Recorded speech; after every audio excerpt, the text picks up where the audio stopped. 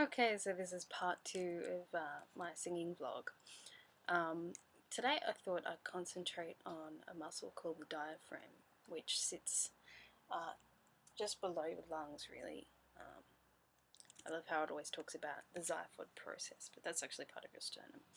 Because it sounds like such a band name, like from Hitchhiker's Guide to the Galaxy, like the worst band in the universe kind of fame. Anyway, enough about the xiphoid process. The diaphragm. It's silly calling it the diaphragm because I'm pretty sure there are more than one diaphragm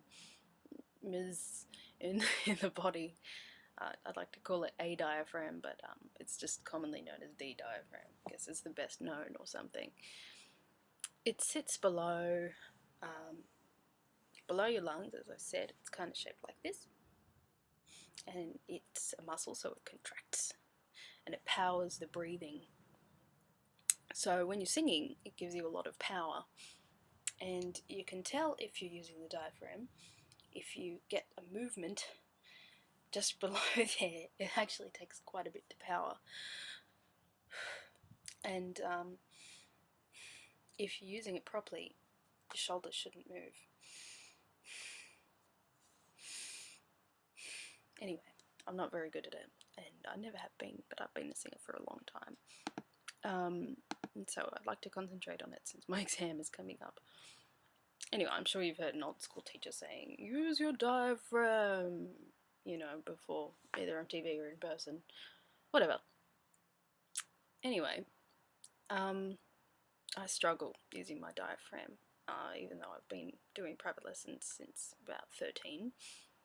And anyway, it's really like the rest of your body. If you exercise your body, you strengthen things, and the diaphragm is a muscle, so to exercise it, you improve flexibility,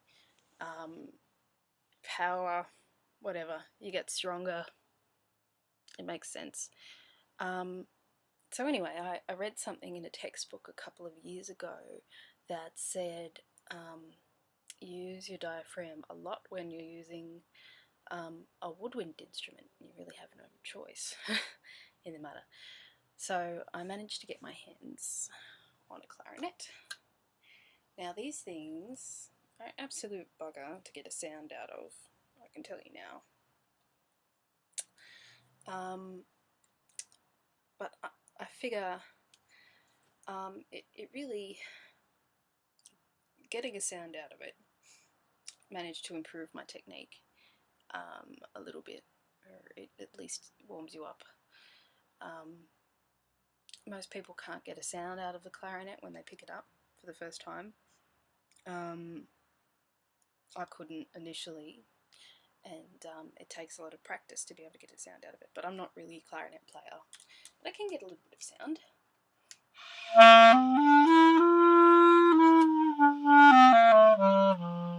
Not the best of sounds, but a sound nonetheless. Anyway, I have a theory that if you can get a sound out of that, you have a lot of breathing power, so you've got something going for you there. Then if you get something that has a pretty delicate, specific sound, a lot smaller of a woodwind instrument, you've pretty much, and you get a pretty sound out of it, like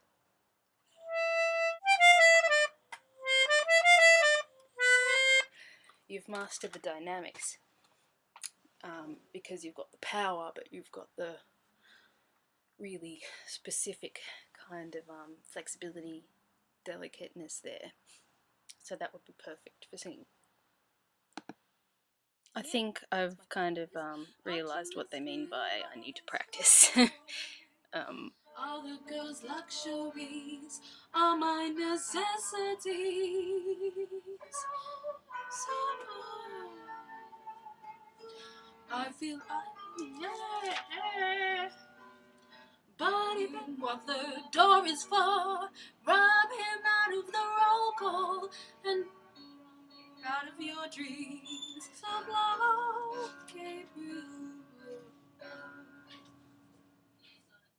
So, yeah, I think we could stand to work on this a little bit. You know, just a tad.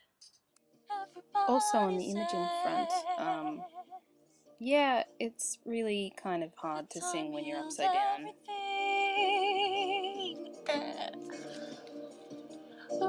The Richard Hollow. There's some kind of exercise where you do sing lying down, and also full yoga breathing kind of helps. But yeah, when you're upside down, the blood kind of rushes to your head.